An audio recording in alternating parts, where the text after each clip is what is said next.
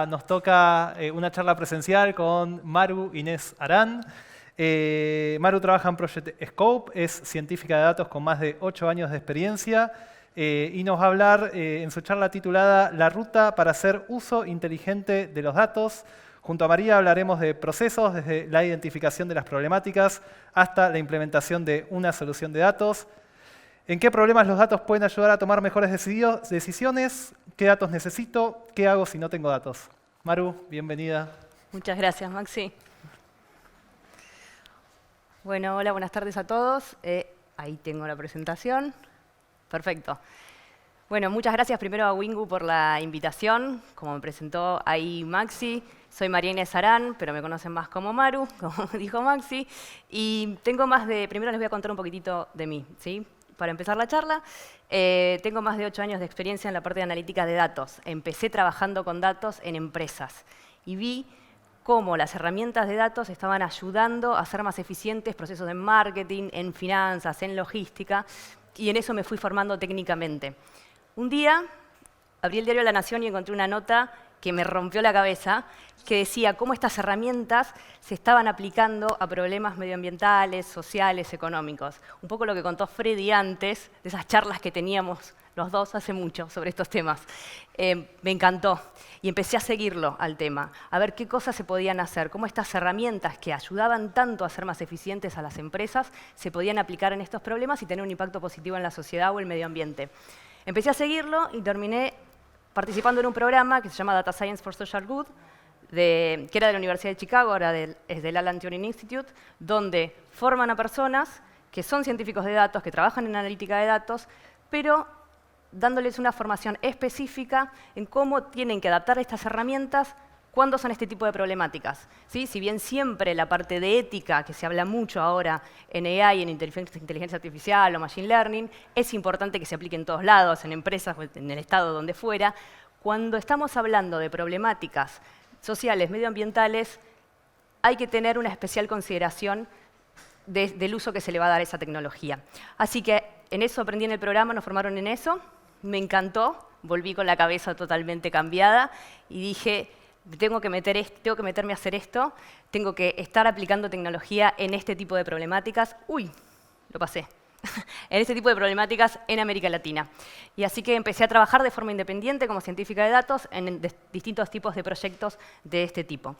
Así que hoy lo que les voy a contar es la experiencia que he pasado y cómo es esa hoja de ruta que nos permite pensar desde una idea o desde un proyecto, de una problemática de este tipo, hasta que efectivamente se implementa. Así que vamos a ir recorriendo juntos un poco este camino, les voy contando qué cosas se hacen en cada una de las etapas y dándoles algunos ejemplos como para poder entender mejor qué se hace en cada paso.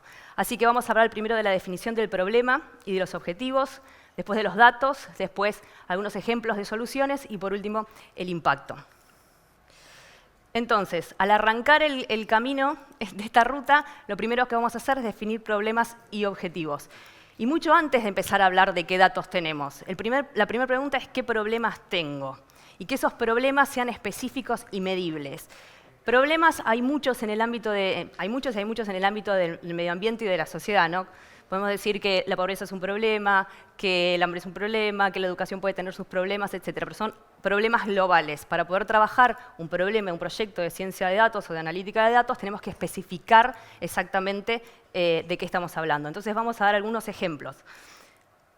Una institución educativa, por ejemplo, tiene alumnos a los que da cursos y en determinado momento se dan de baja o dejan de asistir. Y entonces hacen alguna campaña para poder retenerlos. Ahí es un problema específico donde hay un abandono, una tasa de abandono, es medible, un porcentaje de gente que abandona el curso en determinado momento. Otro ejemplo, alguna organización que reparte donaciones y ese reparto es lento o no es eficiente. Y cuando decimos lento, ¿qué decimos? Bueno, en cantidad de horas, en la cantidad de días que tardan en repartirlo. ¿Sí? O sea, son problemas específicos y son medibles. Hay preguntas que nos ayudan a interiorizarlos y a realmente especificar el problema, porque ahí está el kit de la cuestión, digamos. Empezamos de una nube de problemas que podemos tener y vamos haciéndonos preguntas para poder achicar el espectro.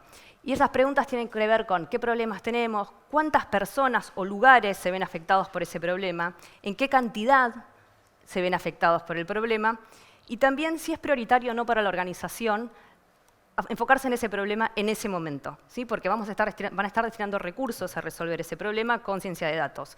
Entonces, tiene que ser que sea un problema que se pueda resolver de esta manera y que aparte sea una prioridad para la organización.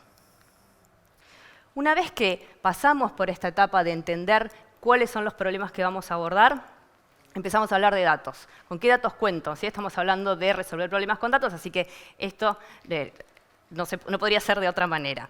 Hay muchos problemas que no se resuelven con datos, y eso también es importante separarlo, ¿no? No todos los problemas se resuelven de esta manera, pero los que sí y usan datos pueden usar distintos tipos de datos. Desde un Excel, una tabla con datos estructurados que nos permitan hacer analítica, hasta base de datos, que serían tablas relacionadas, que dan más contexto.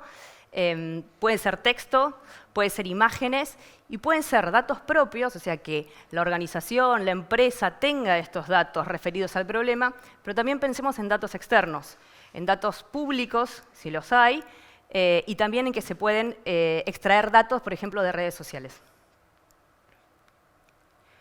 Bueno, una vez que pasamos ya tenemos definido el problema, es específico, es medible y tenemos datos relacionados con ese problema, vamos a pasar a mirar distintos tipos de soluciones. Yo hoy voy a mencionar algunas de las soluciones o de técnicas que se pueden aplicar en ciencia de datos. La verdad que es mucho más grande el espectro, pero voy a dar algunos ejemplos de cada una como para bajar un poquitito a tierra de qué se tratan estas soluciones.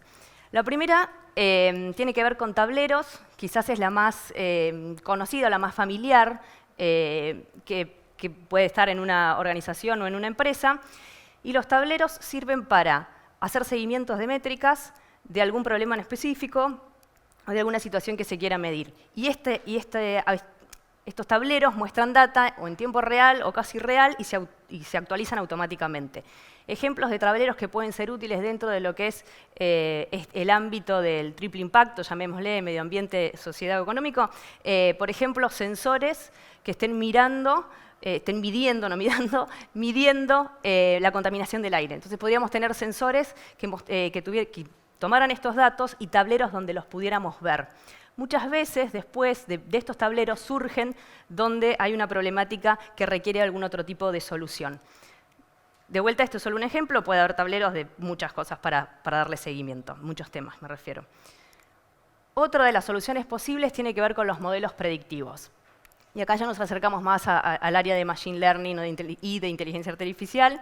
En modelos predictivos nos referimos a que tenemos datos, ¿sí?, históricos, donde se pueden observar patrones de comportamiento y vamos a usar esos datos, esos patrones, para entrenar algún modelo y cuando les mostremos datos nuevos, poder predecir para ese nuevo evento que se le está mostrando. Ejemplos donde se puede implementar este tipo de soluciones. Por ejemplo, una organización que otorgue microcréditos, ¿sí? Entonces, tiene el historial de créditos otorgados y si fueron pagados o repagados o no, o si realmente el dinero ese fue a los proyectos a los que realmente se esperaba que fueran y tuvieran el impacto deseado. Entonces tenemos esa base de datos, sabemos los créditos otorgados, las características de esos créditos, de las personas que los recibieron, si fueran microcréditos, por ejemplo, para emprendedores o ese tipo de iniciativas. Y lo que vamos a hacer es usar esos datos para entrenarlo y entender cuáles tienen mayor probabilidad de repago y cuáles no.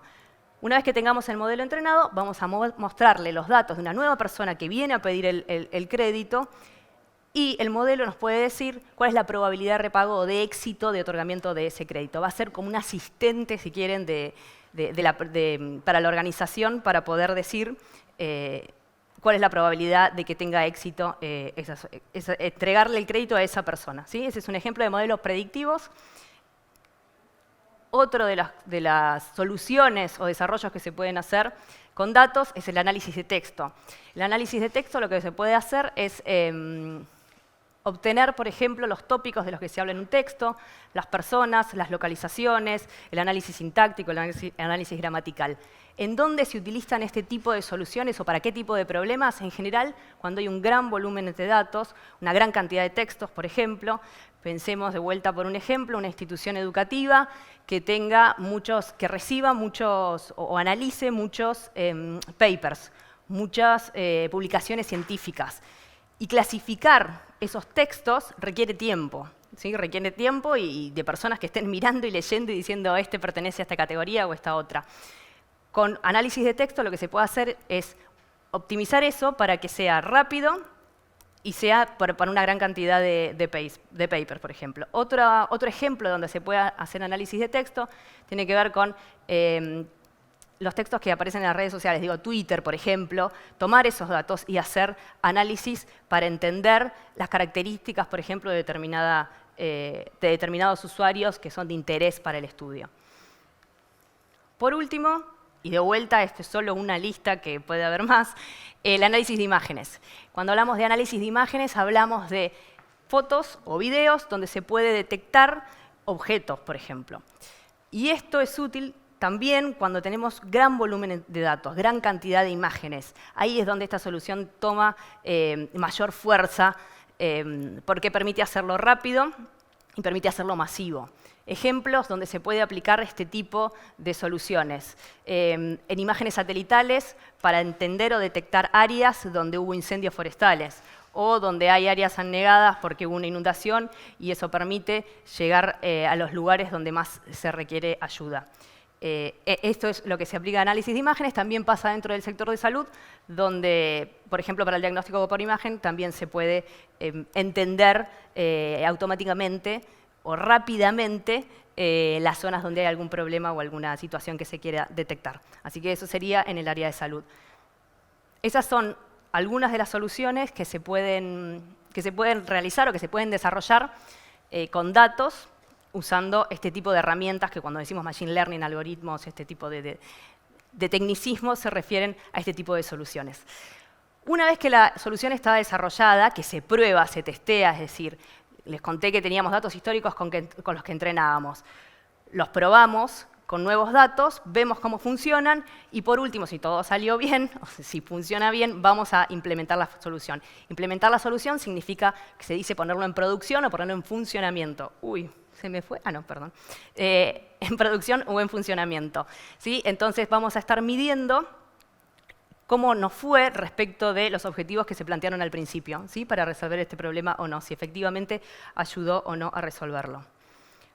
Una vez que está implementado, medimos contra los objetivos, vamos a hablar de la dimensión ética. Y no es porque pase después de que se realiza el impacto, sino que esta dimensión ética es algo que tenemos que considerar a lo largo de todo el proyecto. Como contaban las chicas recién en la charla, que es súper interesante el tema de sesgos y súper relevante que los tengamos en cuenta, tanto las personas que estamos en la parte técnica desarrollando este tipo de soluciones, como los que toman decisiones al respecto. Son preguntas que nos tenemos que hacer durante todo el desarrollo del producto o de la solución, desde que arrancamos a preguntarnos por la definición del problema, hasta el tipo de dato que vamos a usar, hasta que tiene la solución implementada y medimos los resultados y nos preguntamos de vuelta si esa solución tuvo alguna consecuencia inesperada o negativa que no previmos. En esto voy a mencionar solamente dos cosas porque realmente hablaron un montón sobre esto y súper interesante, así que no me quiero detener más en esto, pero el primer punto, la privacidad de datos, ¿sí? Vamos a estar usando datos. Cuando son datos de personas, tenemos un tema de que los datos personales deben ser cuidados especialmente. Por lo tanto, o bien tenemos el consentimiento para poder usarlos, para lo que se dijo que los íbamos a usar, o tenemos que ver de anonimizarlos, ¿sí? Para no estar usándolos de manera inapropiada. Ese es uno de los puntos solo respecto de datos. Después está el tema de sesgos de datos históricos, que como bien contaban las chicas recién, por ejemplo, en el ejemplo que les di de microcréditos, usamos data histórica para predecir a futuro si una persona me va a pagar o no me va a pagar.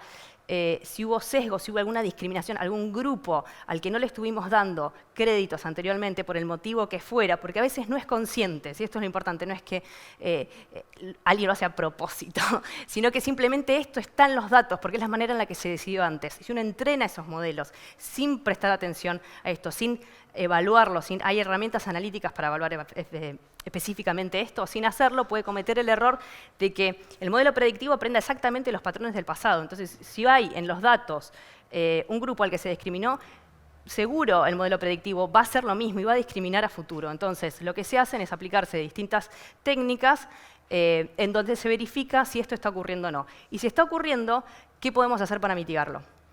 Que hay que cambiar los datos de entrada, hay que hacer algo luego de que se cambió el modelo predice, pero sabemos que pero chequeamos si pertenece a algún tipo de grupo, por ejemplo, al que estemos discriminando, entonces se toma una decisión diferente. Como ven, no es que la inteligencia artificial o machine learning solo nos va a dar la solución, sino que siempre hay un componente humano de toma de decisión sobre estos modelos, que permite que nos aseguremos que este tipo de cosas, como la dimensión ética, las consideremos. Así que una de las cosas que aprendí en ese programa al que fui, y que me parece súper relevante, es hacerse las preguntas durante todo el proceso de desarrollo del proyecto, ¿dónde nos podemos estar equivocando? ¿A dónde podemos estar afectando y hoy no lo vemos? Y hacer los análisis para entender si eso está pasando, comunicarlo y resolverlo. Así que la dimensión ética digamos que en la ruta va del inicio al fin, trazándola todo el tiempo. Es algo que está ahí que siempre tenemos que estar mirando. Ahora que recorrimos de punta a punta, de vuelta, primero empezamos por encontrar problemas, definirlos, medirlos.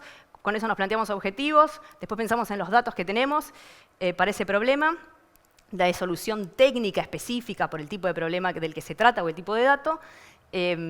Luego de eso, vemos el impacto y cruza todo lo que es ética. Entonces, las claves para trazar este mapa o qué es importante que tengamos en cuenta realmente en todo este proceso. Primero, de vuelta, la identificación de problemas y objetivos. Partir de ahí, muchas veces, tengo datos, ¿qué puedo hacer? Y en realidad es qué problemas tenés antes que qué datos tengo. Porque datos para no resolver un problema, digamos que no tiene mucho sentido. Así que primero es el problema, después el dato. La segunda, la dimensión ética, súper relevante. Y el tercero es animarse. Como les contaba, estoy trabajando en este tipo de proyectos y muchas veces me encuentro con esta sensación de que parece que es difícil o que es lejano o que no se puede hacer o por dónde empiezo. Y en realidad hay que animarse y hay que animarse a empezar quizás desde chico. O sea, de probar proyectos chiquitos para ir acercándose a los datos y a medida que empieza ese ejercicio de empezar a preguntarse el problema, dónde están los datos, cuáles son los resultados, entender si la expectativa que tenía era realmente con lo que el modelo les dio o con lo que la ciencia de datos realmente les estuvo dando, a partir de ahí se puede ir creciendo a modelos cada vez más complejos. Así que es animarse a probar alguna de estas técnicas para alguno de los problemas que tengan adentro de la organización o de la empresa en la que estén trabajando. Así que, y por último, les voy a mostrar este código QR que esto es un favor que les vengo a pedir. Este es un favor porque, como les conté, a mí me encanta que se esté pasando esto. La verdad, yo estoy feliz de que Wingu esté organizando este tipo de eventos y que cada vez seamos más los que estamos hablando de este tipo de cosas y nos metamos en que la tecnología de datos se aplique a este tipo de problemas. Así que en este código QR, que los que quieran, por favor, me ayudan y lo escanean, y me van a ayudar con una encuesta donde les estoy preguntando qué tipo de organización son, qué datos tienen y qué problemas tienen. ¿Para qué? Porque me interesa conocer mejor qué soluciones son las que más se necesitan en este mundo del triple impacto, ¿sí? Ya sean empresas o sean organizaciones con este tipo de proyectos. Así que les dejo ahí un ratito el código QR y bueno, y muchas gracias a Wingu por la invitación.